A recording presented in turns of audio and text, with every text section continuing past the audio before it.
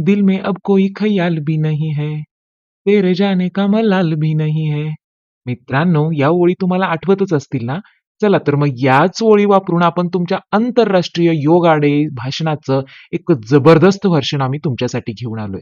चला तर आंतरराष्ट्रीय योगा दिन भाषणाला सुरू करण्यापूर्वी आम्ही सांगूया की आय एम डन ह्या सॉन्गचं तुम्हाला मराठीमध्ये योगा व्हर्शन आम्ही इथं या भाषणामध्ये तुम्हाला देणार आहोत. तर यामुळे तुमचं भाषण जबरदस्त, जबरदस्त आणि जबरदस्त तर नक्कीच होणार. चला तर मित्रांनो, आय पॉप स्टार मधील ते गाणं सध्या जे सोशल मीडियावर प्रचंड व्हायरल आहे, त्या गाण्याचा तो तोरा, तो स्वाभिमान आणि मुक्त झाल्याचा फिलिंग, तोच फिलिंग योगाशी जोडणं म्हणजे एकदम कडक भाषण असेलच नाही का? जिथे तो प्रेमाच्या त्रासातून मुक्त होऊन म्हणतो, अब तो तेरा इंतजार ही नहीं है. इथे आपण आजारांमधून, टेन्शनमधून आणि नकारात्मकतेमधून मुक्त होऊन म्हणणार आहोत, आता टेन्शनची अजिबात गरजच नाहीये. चला तर हे सॉन्ग आहे आय एम डन वाईब मध्ये मी मुक्त झालोय योगा अँथम. मनात आता कोणतीच चिंता नाहीये, टेन्शनचा आता पत्ताच नाहीये. याच चालीमध्ये माझ्यापेक्षाही सुंदर तुम्ही म्हणू शकता. आता मी फक्त याच्या ओळी म्हणणार आहे, कारण मी तुमच्या इतकी सुपर सिंगर नक्कीच नाही आहे. मी तुम्हाला फक्त माझे शब्द देते, चाल तुम्हीच लावायची आहे. मनात आता कोणतीच चिंता नाहीये, टेन्शनचा आता पत्ताच नाहीये. ज्या आजारांनी मला घेरून ठेवलं होतं, त्यांचा विचार करायला आता वेळच नाहीये. आता टेन्शनची अजिबात गरजच नाहीये. हो, आता टेन्शनची अजिबात गरजच नाहीये. नैराश्याचा आता मलालच नाहीये. आता काळजीची गरजच नाहीये. रोज सकाळी जेव्हा मॅटवर मी येतो, दीर्घ श्वास घेऊन जुन्या गोष्टी सोडतो. मनामध्ये जे चालू होतं विचारांचं वादळ, प्राणायाम करून मी त्याला शांत करतो. माझ्याकडे बघून आता जग हसतंय, कारण चेहऱ्यावर माझ्या वेगळंच तेज दिसतंय. बॉडी झाले फ्लेक्झिबल, माइंड झालंय कूल, योगाच्या साधनेत मी झालोय मशगूल. मनात आता कोणतीच चिंता नाहीये, टेन्शनचा आता पत्ताच नाहीये. ज्या आजारांनी मला घेरून ठेवलं होतं, त्यांचा विचार करायला आता वेळच नाहीये. जिममध्ये जाऊन जी ताकद नाही मिळाली, ती शांत बसून मला ध्यानाने दिली. स्वतःशीच भांडत होतो इतके दिवस मी, योगाने माझी माझ्याशीच ओळख करून दिली. आता सुखाचा येतोय रात्री मला श्वास, उठतोय सकाळी घेऊन नवीन उल्हास. हो, मी जिंकलोय स्वतःला विसरून ते जुने दुःख माझ्या आयुष्यात आली आहे आरोग्याची सुवर्ण पहाट. आता भीतीची कोणता सवालच नाहीये, कारण योगासारखा दुसरा चमत्कारच नाहीये. मी मुक्त झालोय. हो, मी मुक्त झालोय. I am done. मित्रांनो, या ओळी तुमच्या भाषणाला एक जबरदस्त सुरुवात करून देतील. व्यासपीठावर उपस्थित असणाऱ्या आजच्या कार्यक्रमाचे अध्यक्ष, सन्माननीय अतिथी, ऋषितुल्य गुरुजन आणि माझ्या समोर बसलेल्या माझ्या माता, भगिनी आणि तरुण मित्रांनो. योगेन चित्तस्य पदेन वाचा मलम शरीरस्य च वैद्यकेन. आज 21 जून संपूर्ण जगाला एका सूत्रात बांधणारा, एका लयीत श्वास घ्यायला लावणारा आंतरराष्ट्रीय योग दिन.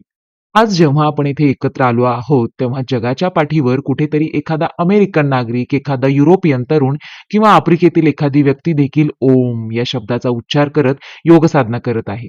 त्या योग विज्ञानाची निर्मिती माझ्या पवित्र भारताच्या भूमीवर झाली, हिमालयाच्या कुशीत झाली. आज त्याच भारतीय संस्कृती समोर संपूर्ण जगाने आपले मस्तक झुकवले आहे. हा प्रत्येक भारतीयासाठी अत्यंत अभिमानाचा क्षण आहे. आरोग्य म्हणजे केवळ नाही रोगांचा अभाव, आरोग्य म्हणजे शरीराचा सुखावणारा स्वभाव. आरोग्य म्हणजे सकाळी उठताना मनात असावा उल्हास आणि रात्री निसताना सुखाचा यावा श्वास. आरोग्य म्हणजे विचारांची निर्मळ वाहती नदी, संकटातही जी डगमगत नाही तीच मनाची गोडी. जेव्हा बुद्धी होते स्थिर आणि चेहऱ्यावर हसू खुलते, तेव्हाच खऱ्या आरोग्याची सुंदर बाग फुलते. आणि हेच आणि हेच आरोग्य मिळवण्याचा योग हाच महामार्ग आहे. शरीर आणि मनाला जोडणारा तोच खरा सुवर्ण धागा आहे. आसनाने मिळते शरीराला एक नवी आणि सदृढ काया, प्राणायामाने मनावर पसरते शांततेची शीतल छाया. म्हणूनच आरोग्य टिकवायचे असेल तर योगाची कास धरा, स्वतःमधील या चैतन्याचा आजच तुम्ही शोध करा. मित्रांनो, हे भाषण आवडत असेल तर नक्कीच मराठी या शाळा या युट्यूब चॅनलला सबस्क्राईब करा आणि सोबत तुमच्या आवडत्या योगा फ्रेंड्सना शेअर करा. मित्रांनो, योग हा काल परवा सुरू झालेला एखादा फिटनेस ट्रेंड नाही बरं का. हा आपल्या संस्कृतीचा कणा आहे. जेव्हा आपल्या योगाच्या इतिहासात डोकावतो तेव्हा थक्क करणाऱ्या गोष्टी समोर येतात. भारतीय परंपरेनुसार भगवान शिव हे या विश्वाचे पहिले योगी म्हणजेच आदियोगी मानले जातात. हजारो वर्षापूर्वी हिमालयात शांती सरोवराच्या काठावर आदी योगींनी आपले ज्ञान 7 ऋषींना दिले, ज्यांना आपण सप्तर्षी म्हणून ओळखतो. या कथेचे सर्वात मोठे वैशिष्ट्य म्हणजे शिव तिथे देव म्हणून नाही तर एक गुरु म्हणून प्रकट झाले होते. त्यांनी मानवाला सांगितले की जर तुम्ही स्वतःवर काम केले तर तुमच्या शारीरिक आणि मानसिक मर्यादांच्या पलीकडे तुम्ही जाऊ शकता. हे जगातील पहिले मानवी आत्मविकासाचे विज्ञान होते. काहींना वाटेल हे केवळ एक पौराणिक कथा आहे, पण मित्रांनो, जेव्हा आपल्या देशात हडप्पा आणि मोहेंजोदारोचे उत्खनन झाले, तिथे पुरातत्व शास्त्रज्ञांना 5,000 वर्षे जुन्या मातीच्या मुद्रा सापडल्या. त्या मुद्रावर एक आकृती चक्क पद्मासनात म्हणजेच योगमुद्रेत बसलेली पाहायला मिळाली. त्याला पशुपती मुद्रा असे म्हणतात. म्हणजेच इतिहास हे सिद्ध करतो की जेव्हा जगातल्या इतर संस्कृतींना धड कपडे नेसायची अक्कल नव्हती, तेव्हा माझा भारत देश योगाच्या माध्यमातून मनावर नियंत्रण मिळवायचे विज्ञान विकसित करत होता. इतिहासात पुढे जाताना आपल्याला महर्षी पतंजली यांचे नाव घ्यावे लागेल. पतंजलींनी योगाचा शोध लावला नाही, तर त्यांनी विखुरलेल्या ज्ञानाचे संकलन केले. त्यांनी जगाला अष्टांग योग दिला. मला सांगा, आपण मोबाईल वापरतो, त्याचे एक मॅन्युअल असते ना. महर्षी पतंजलींना मानवी शरीराचे आणि मनाचे मॅन्युअल लिहिले, ज्याला योगसूत्र म्हणतात. त्यांनी सांगितले की योग म्हणजे केवळ शरीर नाही, शरीर वाकवणे नाही, तर योग चित्तवृत्त निरोध म्हणजेच मनातील विचारांच्या वादळाला शांत करणे म्हणजे योग. आता एक गंभीर प्रश्न विचारूया. आजच्या कॉर्पोरेटच्या जगात जिथे कम्प्युटर समोर बसून लोक लाखो कमवत आहेत, तिथे या प्राचीन युगाची काय गरज आहे? असा प्रश्न नक्कीच पडतो ना आपल्याला. आज आपण एका विचित्र जगात जगत आहोत. आपण कनेक्टेड आहोत, पण कलेक्टेड नाही आहोत. आपल्याकडे हजारो फेसबुक फ्रेंड्स आहेत, म्हणजेच आपण कनेक्टेड आहोत, पण स्वतःशी बोलायला 5 मिनिटे वेळ नाही. आजच्या जीवनशैलीचे आपल्याला 3 मोठे शाप दिले आहेत: स्ट्रेस म्हणजे ताण, लाईफस्टाईल म्हणजे शारीरिक निष्क्रियता आणि अँझायटी म्हणजे चिंता. आजचे आधुनिक वैद्यकीय शास्त्र, मॉडर्न सायन्स देखील योगाचे कौतुक करताना थकत नाहीत. जेव्हा तुम्ही प्राणायाम करता, विशेषतः अनुलोम विलोम किंवा भ्रामरी, तेव्हा तुमच्या शरीरात नायट्रिक ऑक्साईड नावाचा वायू तयार होतो, जो तुमच्या रक्तवाहिन्यांना रुंद करतो, रक्तदाब म्हणजेच आपला बीपी नियंत्रित ठेवतो. जेव्हा आपण ध्यान करतो, तेव्हा आपल्या मेंदूतील अमिगडाला, जो भीती आणि चिंतेचा केंद्रबिंदू असतो, त्याचा आकार लहान होतो आणि प्रीफ्रंटल कॉर्टेक्स, जो निर्णय क्षमता एकाग्रता वाढवतो, तो भाग अधिक मजबूत होतो.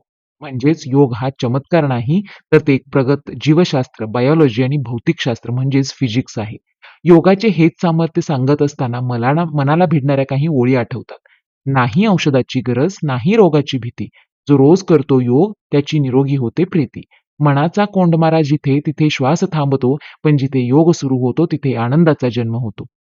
अजून एका कवीने लिहिलेलं आहे मित्रांनो, का पळतोस मानवा सुखाच्या शोधात बाहेर, का पळतोस मानवा सुखाच्या शोधात बाहेर, तुझ्याच श्वासात लपले आहे शांततेचे माहेर.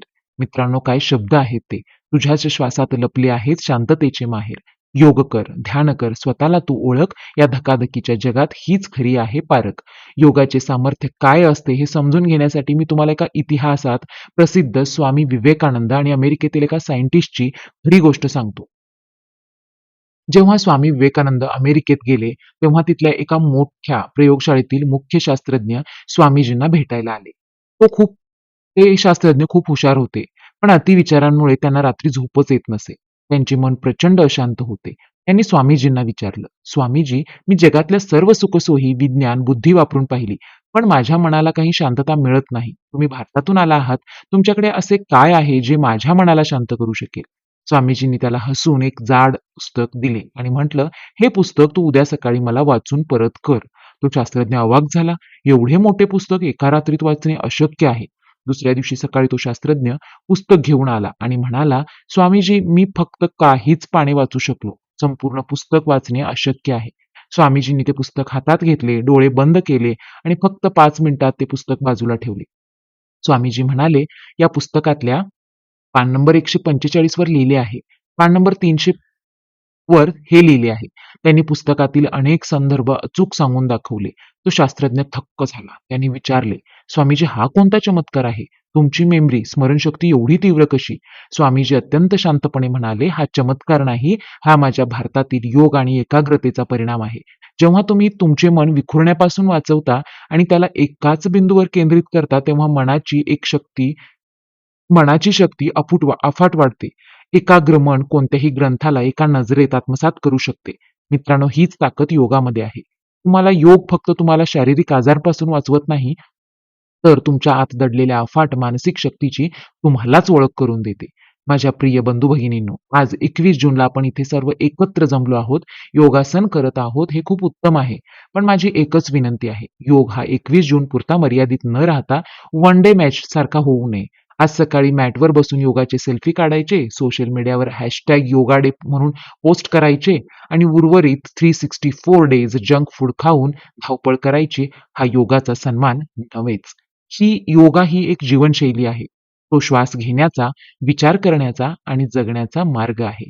आज या आंतरराष्ट्रीय योग दिनाच्या निमित्ताने या पवित्र व्यासपीठावरून आपण सर्वजण एक दृढ संकल्प करूया, की आपण आपल्या रोजच्या 24 तासापैकी किमान जस्ट 20 मिनिट्स हे स्वतःच्या शरीरासाठी आणि मनासाठी म्हणजेच योगासाठी देऊया. जर आपण स्वतः सदृढ राहिलो, तर आपला परिवार सदृढ राहील आणि जर परिवार सदृढ असेल, तर माझा भारत देश जगात विश्वगुरू म्हणून ताठ मानेने उभे राहील. भाषणाचा शेवट करताना मी एवढंच म्हणेन, शरीर हेच मंदिर आहे, योग हीच त्याची पूजा आहे, आरोग्यापेक्षा जगात नाही मोठा देवदुजा. चला, आजपासून योगाला आपल्या जीवनाचा अविभाज्य अंग बनवूया, निरोगी राहूया, आनंदी जगूया. तुम्ही सर्वांनी माझे विचार अत्यंत शांतपणे आणि एकाग्रतेने ऐकून घेतले, त्याबद्दल मी तुम्हा सर्वांचे मनापासून आभार मानतो. भारत माता की जय. विश्व योगामध्ये माझा भारत नेहमीच महान असेल. मित्रांनो, हे भाषण तुम्हाला आवडलं असेल तर नक्कीच लाईक करा, शेअर करा, सबस्क्राईब करा आणि तुम्हालाही योगा डे दिवशी अचानक स्टेजवर राहिल्यावर काय बोलायचं कळत नसेल, लिहून घ्यायला वेळ सुद्धा नसेल, तर ह्या भाषणाचाच हेच पीडीएफ मी तुम्हाला फक्त ₹99 मध्ये अवेलेबल करून देत आहे. लिंक डिस्क्रिप्शनमध्ये आहे. त्या लिंकवर क्लिक करा, पेमेंट करा आणि तिथूनच डायरेक्ट पीडीएफ डाउनलोड करून घेऊ शकता. चला तर मित्रांनो, हॅपी योगा डे.